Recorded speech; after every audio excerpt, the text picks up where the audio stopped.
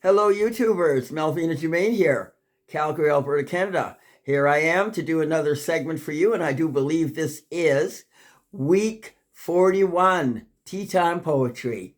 Come, have a sip of tea with me while I read my poetry. Sip, please. Yum. Very nice. Oh, and look at this beautiful mug, would you? Absolutely beautiful. I have a series of poems for you today.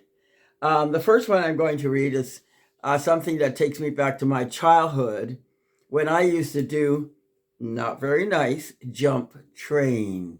Yes, jump train.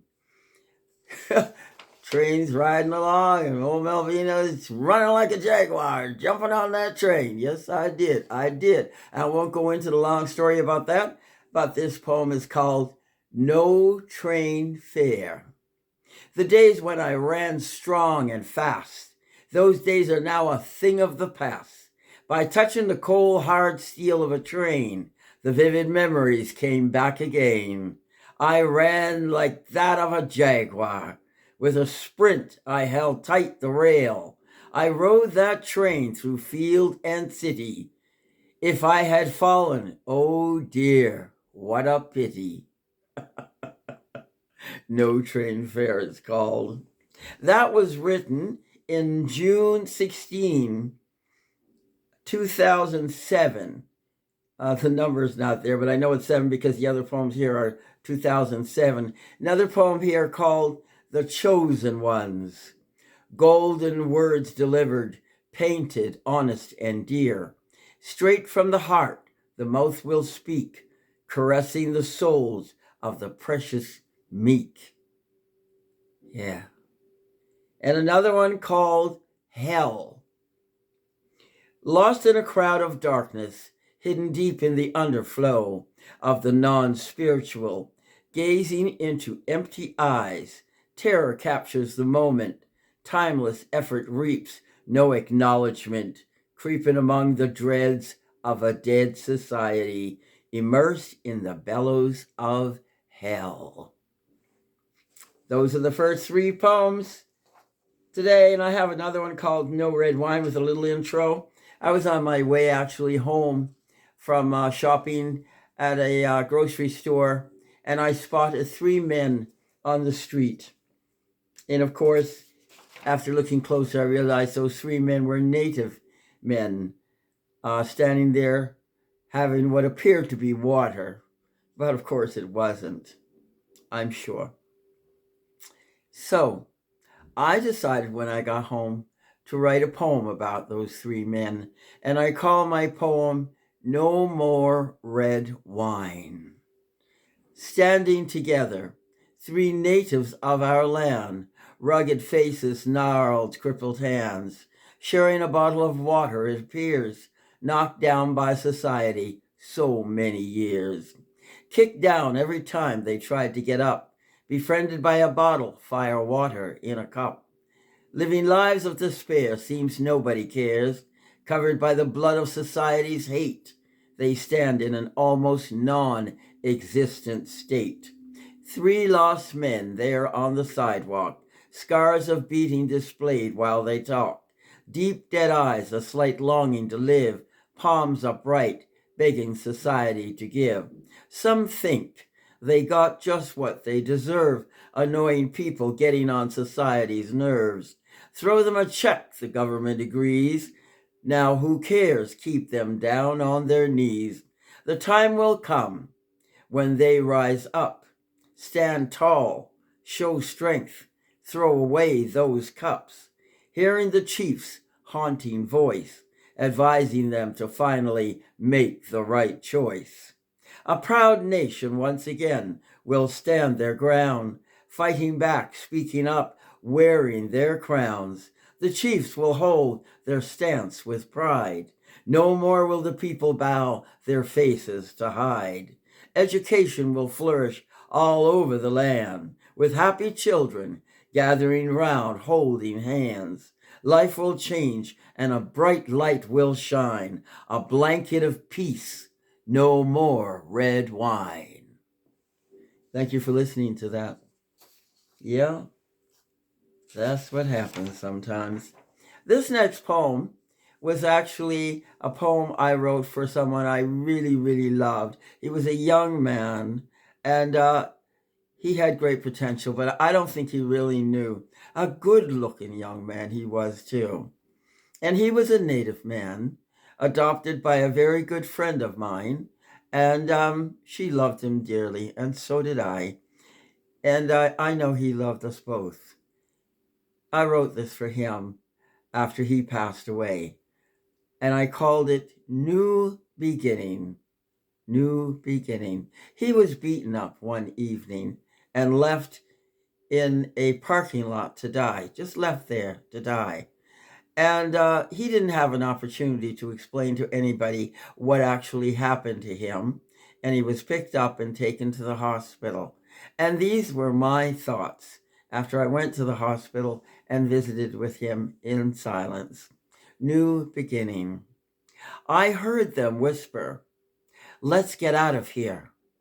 When I didn't respond, they said, "Oh, I think his time is near."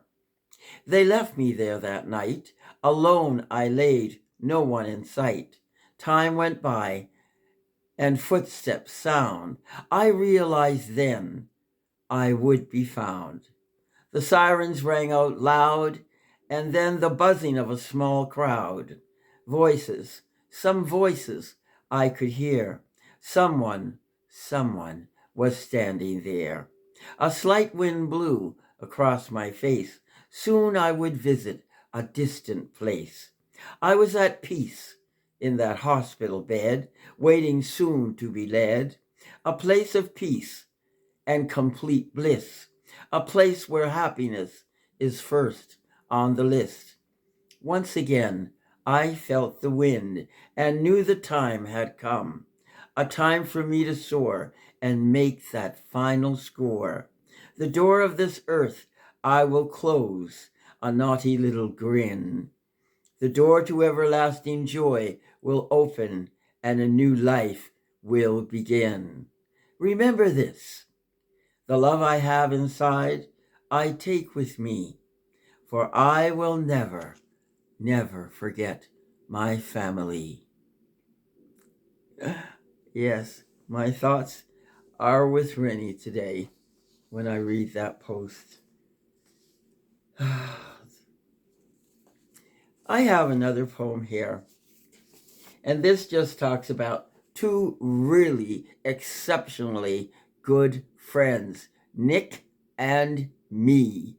And sometimes it maybe just went over a tiny little bit. Nick and me. We merely want to be alone, my friend Nick and me. We've agreed until the inevitable takes place, we'll enjoy the rhythm and all the songs we hear, along with the warmth of this universal sea.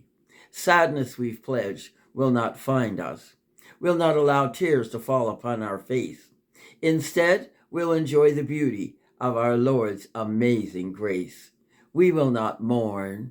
We will not cry. All will sit in that tranquil sea of love while time slowly passes by. Our friendship is surreal. Yes, we enjoy that place of serenity. Who would have thought such could happen to two people like Nick and me? Oh, we dance, we walk, we enjoy the warmth of a beautiful embrace. We share old stories and watch smiles grow long upon our face. We sometimes clench our fists when we speak of our stupidity, but we laugh, oh, we laugh, yes, we laugh incessantly. We don't know which one will be the first to close Earth's final door. For now, we'll enjoy each day as it comes and be thankful even more to have been gifted one more. We are thankful, oh, so thankful for this amazing time we share. Sadness will not pluck at our souls, while the light of love we abundantly hold. Nick and me. Okay, Nick, that was for you. Is there really a Nick, or is that just a poem? Sometimes I write just a poem. This one is called Make No Mistake.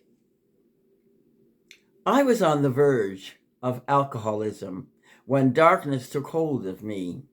Sadness covered my soul, and rainbows, rainbows I could no longer see. Pain captured my heart and held me tight.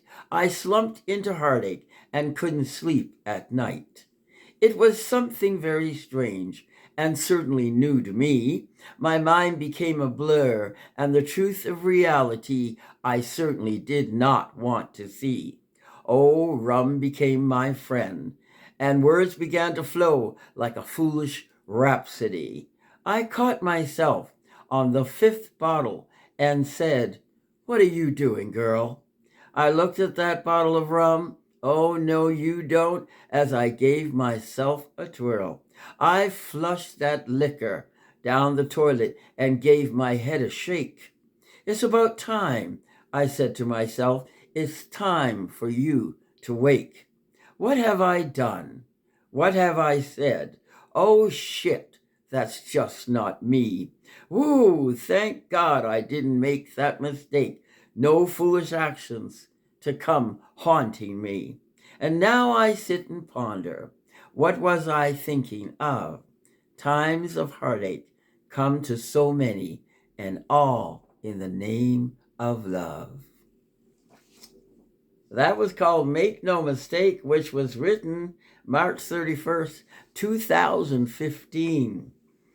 I have some very short poems here. It's a series of poems. You know, in some countries, young girls are made to marry old men. And I thought about that. And I thought at one time, I know that my mom wanted me to marry a certain person, but he wasn't an old man. He was a man a little bit older than me, but not very much. And I said, no, I'm not marrying that person. I want to fall in love with the person that I marry, or I want it at least to be my choice. This wasn't the choice of some girls, and it still isn't today. I understand that some of these countries still marry off their little girls to old men. Here's the thought of one little girl that was married off to an old man. Mama, it rained today. I couldn't feel the drizzle on my skin. I'm numb. Mama, please, Mama, tell my father, tell my brother, I died by their hand. Now my flesh, Mama, belongs to the land. My burnt ashes will be one more story to serve as truth, Mama, in God's promised land. So that story is of a little girl who just didn't make it. She couldn't take it, and she was gone. And reaching out in spirit, talking to her mama. Here's another one. Mama, don't cry for me, Mama. Don't cry for me. I died so the whole world could see. Oh, Mama, please, don't cry for me. She wanted the world to know her story, but didn't want Mama to cry. I learned how to help my husband, Mama, with his walker today. He said I'm a good girl. Maybe we can go for a walk sometime. He's so old, Mama. When will he die? I don't like it here, Mama. I want to come home. Poor baby. And the final one to Mama is, Mama, what did we do, Mama, to make them hate us so? When will it end? How many years to go? We love them with all our hearts and soul, but they abuse us when they grow old. Daddy beats us girls. He calls us names and takes away our toys. Sometimes he yells in Village Square. Everyone knows over there. Mama, now I know what to do.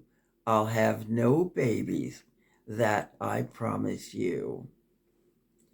Well, that poem came when I saw a young girl being treated badly at a place called Village Square. I write about anything and everything. Whatever I see, if something comes to me, I write about it. Yeah, it affects me somehow. And maybe when I share them, it might be a message that goes out to someone that can do something for somebody. I shall hope that people receive something from my poetry. Thank you for coming by and listening to me today and sharing a cup of tea, I hope, with me. God bless you all. Thank you for listening.